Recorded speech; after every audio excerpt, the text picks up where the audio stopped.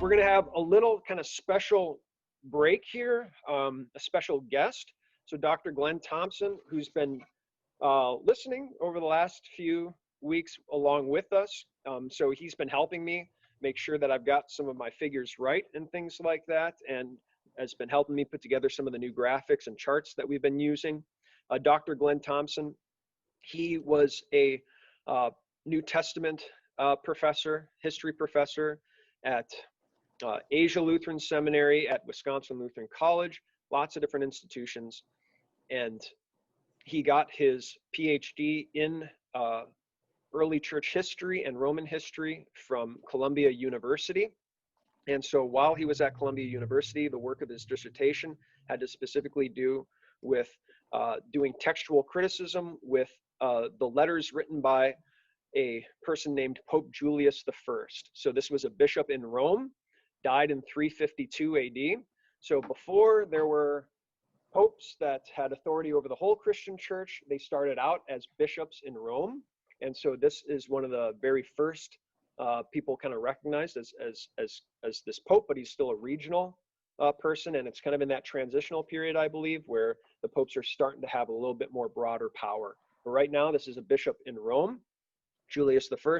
And so Dr. Thompson's dissertation work was dealing with letters that Pope Julius I wrote. He had 6 of them that he translated and gathered all the textual critical data about together.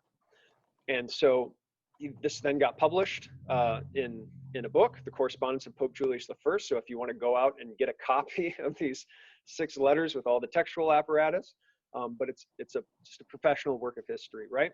And so what Dr. Thompson is going to do right now is he's going to just kind of give us a comparison, tell us a little bit about, this is what one example of an ancient text is like, and trying to kind of figure out the textual history of it.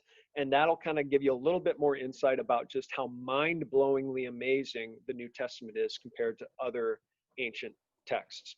Does that sound all right? All right, Dr. Thompson, are you there? I am here. Can you hear me? I can hear you. Yes, good morning, everyone. Great to be with you. Wish could be up there in person, but that's not allowed yet, so we'll wait until that can happen again. Early in my career as a pastor, I got very interested in this, what you've been discussing about the last few weeks, New Testament textual criticism. As I got a little more scholarly credentials, I took part in some of the scholarly work being done in producing the new editions of the Greek New Testament.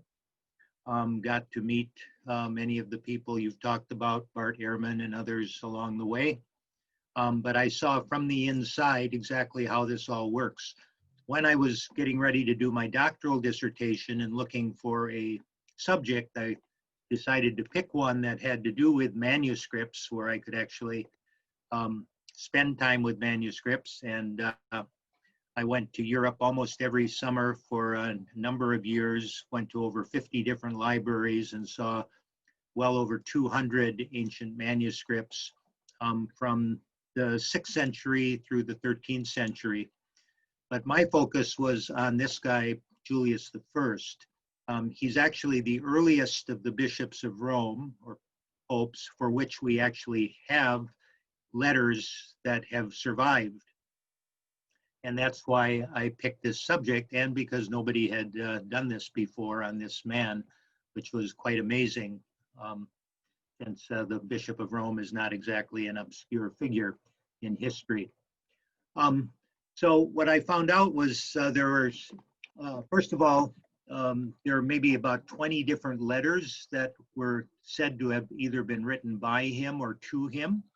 And one of the things I had to do is go through and determine which of those were genuine and which ones were forgeries. When I got done with that, I found there were a total of 6 letters that deserved to go in my book. Some preserved in Greek, some in Latin, some in both. And that these letters, 2 of them were actually written by Julius, and the other 4 were written to Julius. And that's why the title says the correspondence, not just his letters, but both sides of the conversation, if you will. Um, Luke, you want to go to the next slide? So I'm just going to use these as an example of how people study manuscripts and what the conclusions are. So the first one was written to Julius by another bishop named Marcellus of Ansura in the year 340 or 341.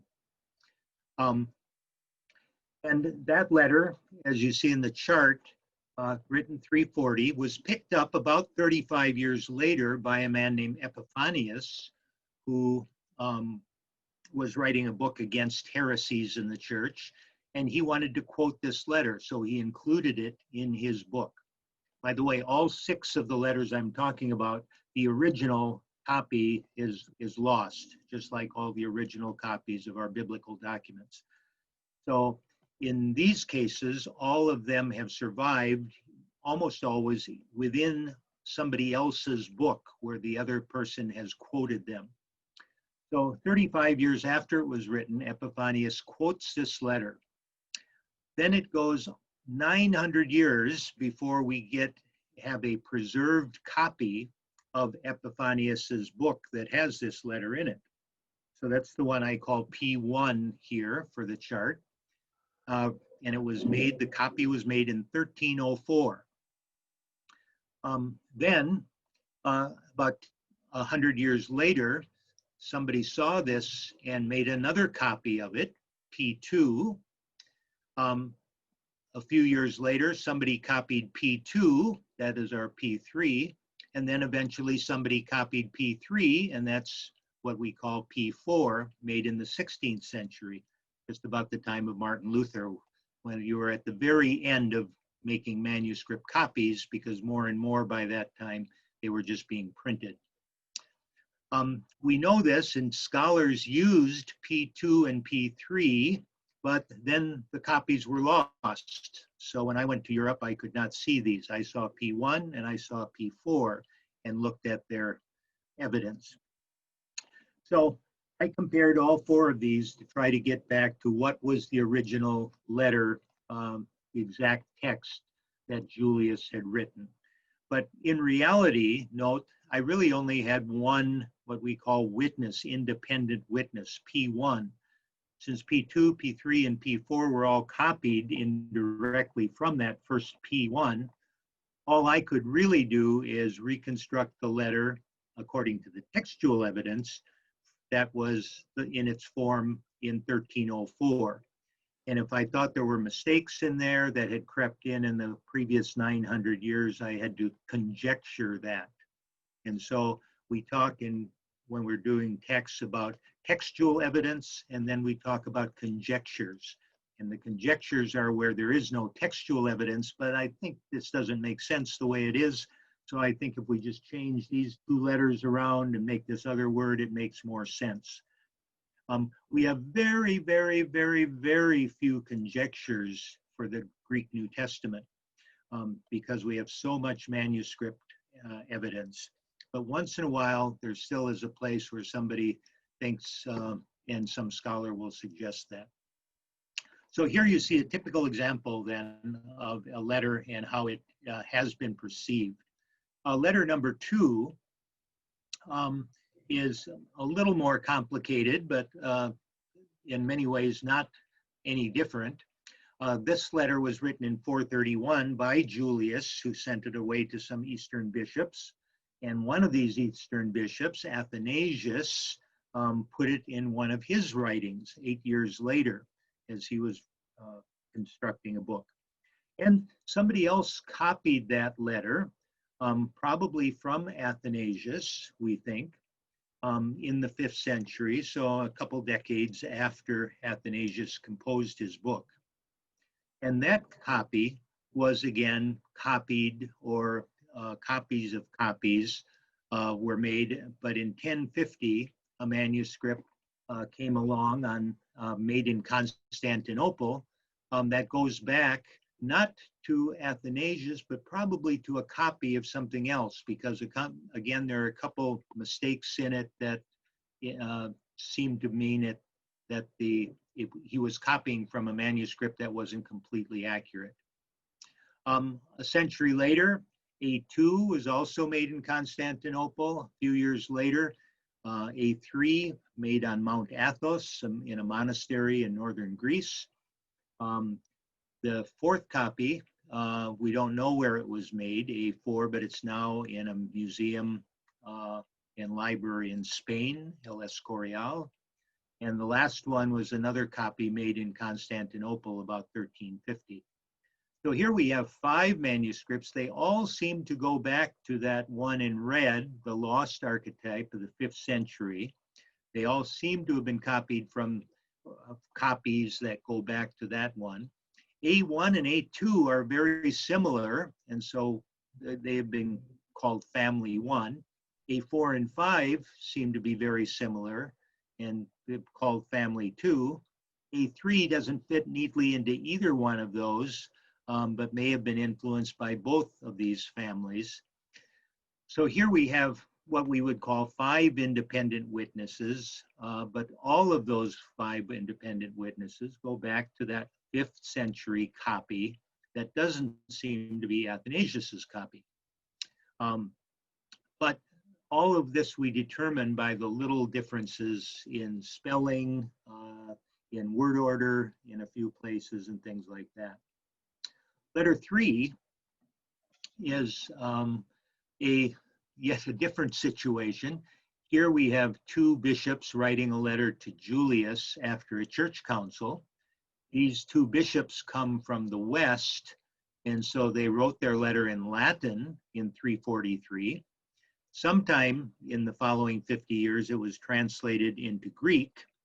Both of those were lost, but somebody a little later translated that Greek translation back into Latin, and that is what we have a copy of from about 750. So notice here we have a much earlier manuscript, several hundred years earlier than we had for letter 1 and 2, but we don't really have a better text because it's gone through 2 translations, a translation and then a retranslation, and that has garbled some of the material. So we only have 1 surviving manuscript that happens to be in Verona, and that's why I gave it a V abbreviation here. And so with this kind of manuscript, we have a lot more of these conjectures where we have to say, well, this doesn't sound quite right. I think it must have come from this and so forth. But a real mess. It's very simple as far as actually not a lot of different options from the actual manuscript evidence, but also makes it more difficult to try to get back to the original with just that one retranslated manuscript. Letter 4 is exactly the opposite. We have a much more complicated textual history. Again, this is a letter from the same council actually, but the council's official letter was sent to Julius in 343. 10 years later, a Western bishop in France, Hilary of Poitiers, picked it up and put it in one of his writings, 353. If you continue across the page to H1, H2, H3, H4, we have 4 copies of Hilary's work that survived into the last millennium. H1, written about 825, H2 about 1150, H3 1450, and H4 in 1590. H1 we have yet today. H2 was lost after some scholars used it. H3 was also lost, but not before H4 had made a copy of it. So H4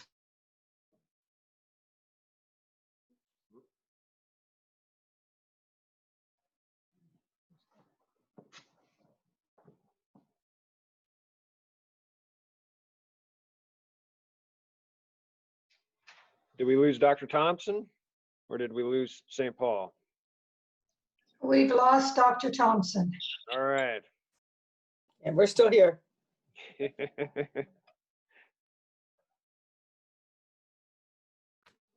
You know, I could attempt.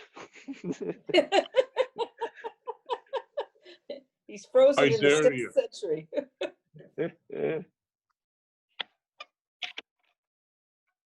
He would test you after your attempt, you know that, huh? Oh my goodness. Yeah. I'm gonna send him a quick text. It looks like he's stepped out and is trying to come back in, Pastor, Okay, perfect. because he disappeared.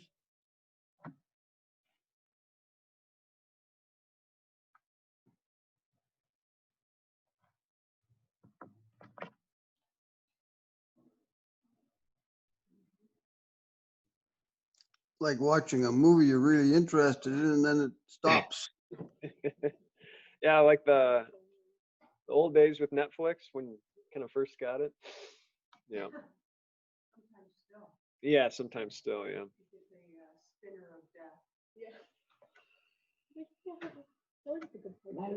Exactly. Always at the good point. Always. 99. Your heart rate's just up and then come on. We'll just patiently give him 60 seconds here. We were hanging on his every word. Literally, yeah. I heard the expression, I've never had to do it.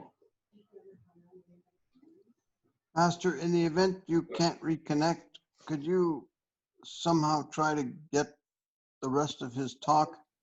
Yep. Present it next week, maybe? Oh yeah, yeah. We'll definitely make sure he gets a chance to Hello?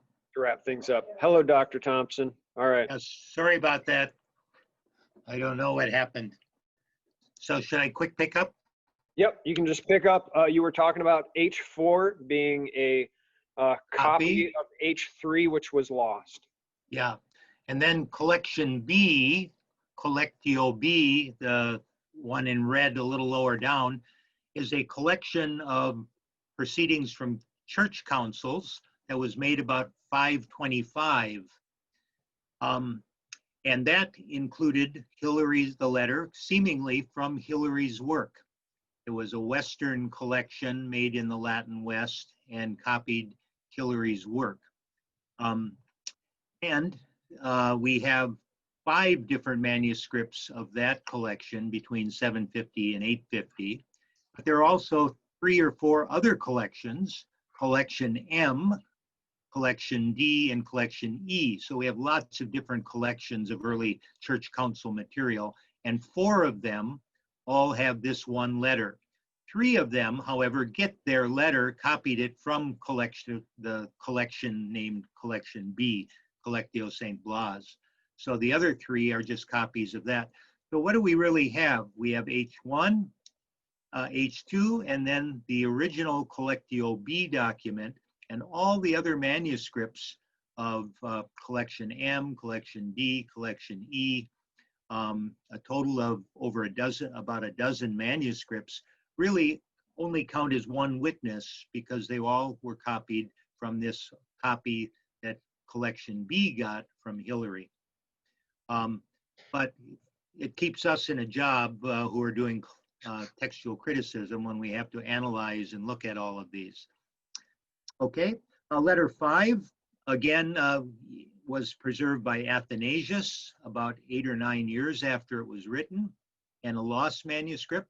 So the A's across the top is exactly what we saw earlier in the earlier letter that had collection A in it. That was letter 2. Here, however, we have an additional one where Socrates, in the lower half of the chart, Socrates Scholasticus, a church history writer around 440, included the letter also in his church history. But he included a long paragraph that wasn't in Athanasius's copy. This, if you notice, was a letter from Julius to the Christians of Alexandria, and it was congratulating them on the fact that their bishop, Athanasius, was returning. He had been exiled by the emperor and now was returning. Julius sends kind of a letter of congratulations. Athanasius leaves out a long central paragraph of this letter in which Julius is praising Athanasius. So maybe out of modesty, Athanasius left it out of his work. But Socrates adds it back in, And that's a way that we know that Socrates' copy of the letter did not come from Athanasius, because otherwise he wouldn't have known about this extra paragraph. So this is the one place in my writing, or in my study of these 6 letters, where we have a longer section that is not appearing in one strand and does appear in another one. And again, Socrates, we have several copies that have survived into for scholars to use today. SC 1, 2, 3, 4. SC 3 was copied from SC 1, etc. And then we have Cassiodorus, a Latin translation of this letter, down at the very bottom, that survives in 130 different manuscripts. Cassiodorus took excerpts from Socrates and 2 other historians, put them together, translated them into Latin, and gave an early church history that way, about 510. So he seems to have, we know that he took this section directly from Socrates and translated it into Latin. But there you have a whole group of manuscripts. And in my study, I studied about 17 of these 130 manuscripts and used their evidence to come up with what Cassiodorus's original was. And then our last letter is preserved only in one, in the fragmentary history that we saw back with letter 4 of Hilary of Poitiers. And that's the only one that is surviving at that place. What do we find from this? We see that, first of all, even with important people like the Bishop of Rome, very few manuscripts have survived into the Middle Ages. Usually we have 500 years or more between the time when it was written or put into a book and the earliest manuscript we have. Often we have lost parts, or what we've come down to is a bit jumbled. And so the job of the person producing an edition, which was what we call the work I was doing, is to take all that evidence and then put it together. So if the purpose of what we call a critical edition is to take all the manuscript evidence and put it together, you or any other reader doesn't have the option of going all over Europe, or you probably don't want to, and looking at all of these manuscripts yourself. So I did that for you. I take all the differences, boil them down into an understandable way, and put them in the apparatus, the footnotes at the bottom of the page. I have to decide what I think is the original text, put that in the main body, but then I give you all of the other evidence at the bottom of the page. So if you don't agree with me, you can see the different options and you can make your old choice. And this is exactly what scholars have done with the Greek New Testament.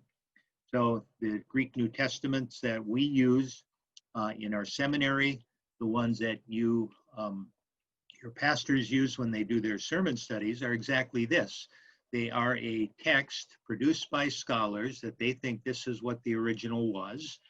And then that 1% or less that we were talking about, the notes on which manuscripts have those, which church fathers used this one or that one, is all put at the bottom of the page. So what we need to do as scholars is we need to assure that that process is going on in an honest way. And that's why some of our professors and people like myself keep tabs on what's going on, so we can make sure that whoever is putting out a new edition of the Greek New Testament is doing an honest job about it. And that we can say has happened. One set of scholars has been improving what they think is improving. That's up to some people's opinion, but adding new evidence and refining the evidence for over 100 years in Germany. And that one is called the Nestle edition, or the Nestle-Aland edition. United Bible Societies tried to put out a new edition for themselves and for use by Bible translators who are translating the Bible into other things. They gave a little bit different way of putting the evidence at the bottom of the page. those two were so close that eventually they merged together, and they're still printed separately because they have two different purposes, but their text is almost exactly identical. And just a couple years ago, one of the people who I know Luke has quoted, I forget in a sermon or a Bible class, Peter Williams, part of a very evangelical group of scholars at Tyndale House in Cambridge, England, they decided to put out their own version of the Greek New Testament. And that came out a couple years ago. I use that regularly as well. It just varies in a few very, very minor different ways from the text the others put out. So all of this tells us again that for the New Testament, we have, almost total agreement among scholars what the original wording was. And the places where we disagree are so minor that they don't really affect at all. They don't affect at all our faith or our Bible teaching.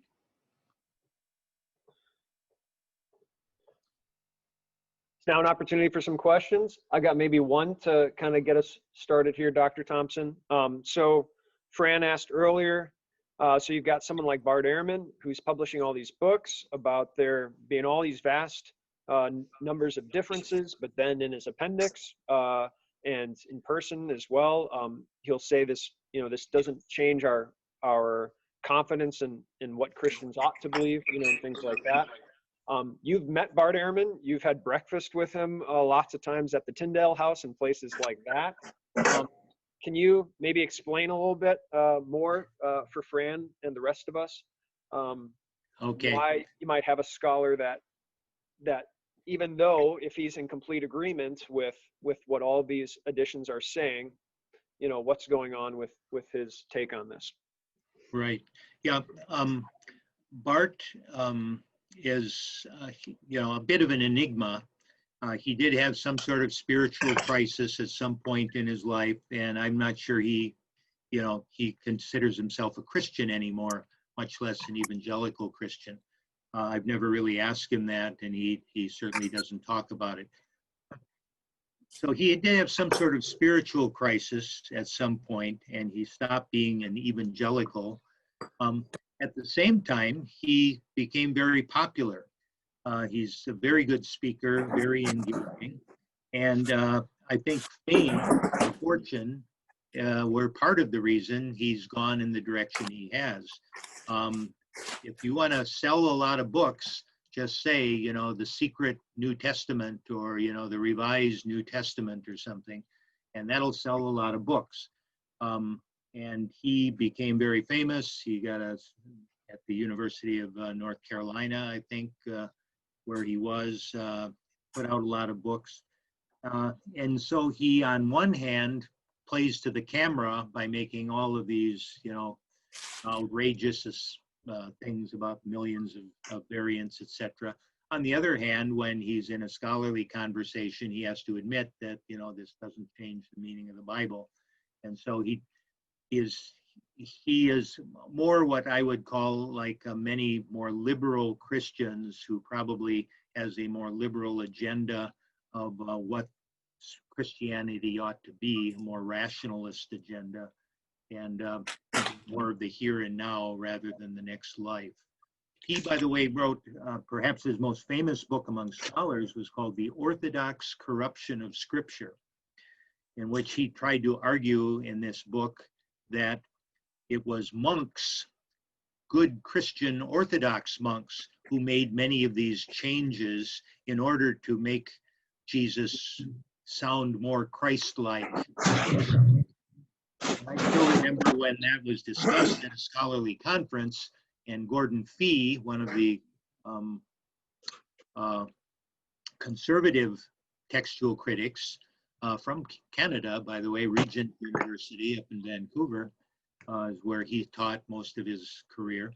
He got up and said, well, Bart, this is a great book, and you pointed out several places where a monk obviously added Christ after the word Jesus, etc., and that this did happen in a few places. But what really impresses me is how after such a thorough study, you found so little evidence. And what basically he was saying is the exception, proves the rule. This was exceptional when monks or somebody else, made changes to the Bible. It really was exactly the opposite. That 99% of those copying the Bible copied it as faithfully as they could and didn't make any changes. And that gets me, if I can have one more story. I spent a year in Sweden studying Coptic, which is one of the earliest languages in which the Bible was translated. And we have very early Coptic manuscripts, so that's why I was learning it.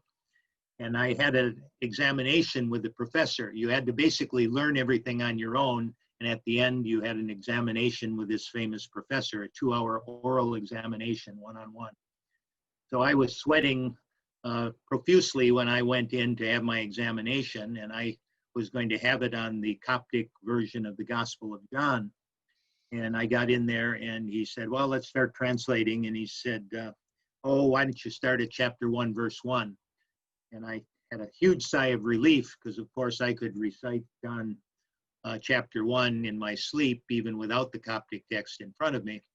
So I translated the first few verses, and he said, okay, now what's special about this? And I looked around, and I didn't know what to say, and I got real nervous, and I was trying to think what was going on. And finally, he helped me out of my misery, and he said, don't you notice how the grammar here violates some of the basic rules of Coptic grammar? Notice how they've kept the same word order as in the Greek New Testament. In other words, he was saying, this text that they were translating was so holy and so sacred that even when they translated it, they even tried to keep the word order the same. And this is something I'll never forget, because this is exactly the opposite of what you often hear. Many people, scholars will say, well, those early Greek manuscripts, they just could introduce changes because it wasn't a sacred text yet.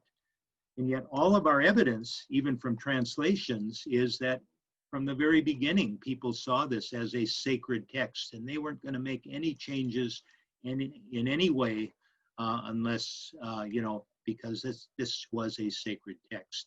And I've never forgotten that point. And I think it's the same also with Jerome's Vulgate and early Syriac translations as well. Thank you. Do we have any questions for Dr. Thompson, particularly about what he's presented here with Julius's letters and textual criticism in general? We're going to keep him on for some of our discussion questions, but anything that he's piqued interest on.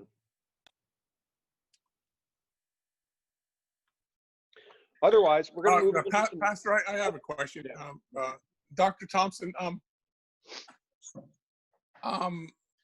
who, and don't take this wrong, but who do we trust?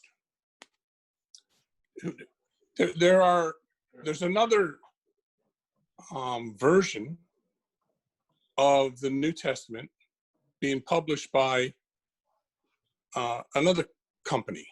So who do we trust that they're not doing this for reasons of financial gain? Of who do we trust? Good question. And that's one of the reasons why it's very useful to be part of a church body like we have, because we have a whole group of pastors, but also scholars, seminary professors who come from the same background, who have the same point of view on scripture, etc. And among us, we have to keep tabs on what's going on out there. Since our WELS does not produce its own Greek New Testament, we have to keep watching the other Greek New Testaments that are being published, the Hebrew Old Testaments, and making sure that they're being done properly. That's exactly why I go to international conferences, national conferences, why some of the seminary professors do as well. That's why I know Bart Ehrman. It's not because we share any faith as such, but it's because I get to know him, then I know where he's coming from. That helps me understand what he's writing and know whether I should believe it at face value or not. And so with the Greek New Testament, it's the same thing. The scholars in Germany are not overly conservative these days in general, but at the same time, those that are producing the Greek New Testament and making these minor little improvements and changing in the footnotes, etc., you know, they tend to be more conservative than the average because you don't spend your life working on something that isn't worthwhile to you or doesn't have any meaning. Bart Ehrman's the exception, I think, where he has been able to spin this, you know, into a great career, if you will. But most textual critics tend to be on the very conservative side. I also know another man I met this way is Maurice Robinson, who is one of the best textual critics in the United States, but he's a person, a Southern Baptist, I believe, who is still convinced that what we call the Byzantine or received text, the later text that was so common among Greek monasteries, etc., right up time to the Reformation, gives us a better text than some of the early manuscripts and early papyri. And we've talked many times, I've heard him speak many times, and he has produced his own Byzantine New Testament. Now, again, the bottom line is this is a debate that goes on. Which one is better, the Byzantine one or the other one? But as your pastor said just previously, with individual decisions, if we took all the opposite decisions we make about which is the better text and used all the other ones, it still wouldn't change anything. So if I can read, I have a copy here on my shelf of Maurice's Byzantine Greek New Testament, and I can read that and be just as edified by it, even though I'm not a true believer that this is the most accurate New Testament. It's mostly, the differences are so minor that I don't even notice them when I'm reading the different one or the other. So the bottom line is we can't trust any human being totally, but that's why you trust your pastor because of his training, etc., on these decisions. And we as a synod, we have our scholars and our professors, and we keep tabs on the others. So when there's somebody who's really a rogue out there, then we make sure we don't follow those people. But you know, even though we do not have fellowship in a sense of worshiping with people from across the spectrum, the same way as our basic faith shared in the Nicene Creed, etc., is shared by Christians across the spectrum. So it's pretty much the same thing with our Greek New Testament and Hebrew New Testament. The differences are important in minor ways, but in the main, what we have is a reliable text that is not going to make any difference. Whichever one of these Greek New Testaments you choose to use isn't going to change your interpretation of Scripture. Thank you. I appreciate that.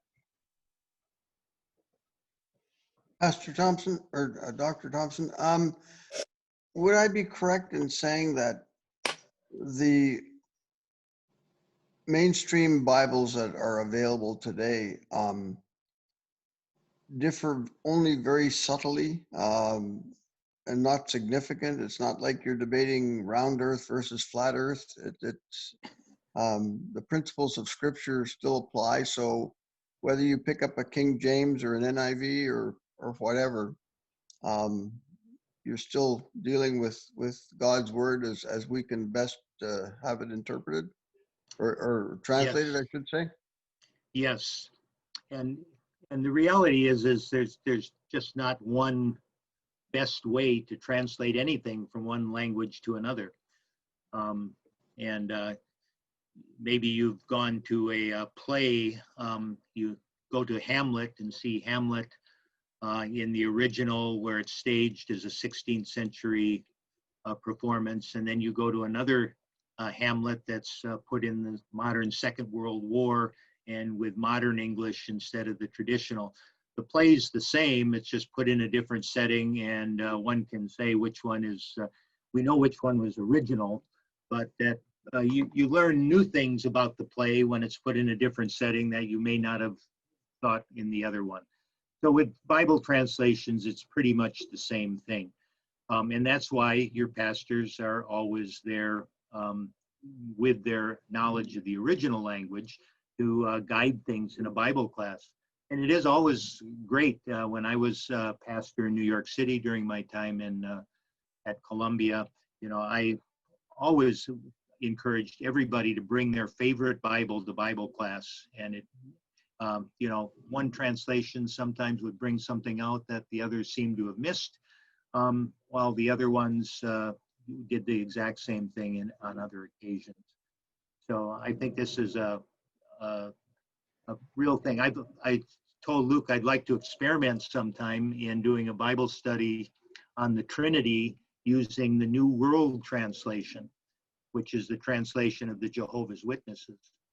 And I have a hunch that even though the Jehovah's Witnesses have kind of muddled their translation to cover up the Trinity on a few passages, that there's so many passages in Scripture that have to do with the deity of Christ, etc., that even in their own translation, they couldn't cover them all up, even if they were trying. So God has inspired his word in a remarkable way in which his doctrines keep shining through no matter, you know, what the translator can do.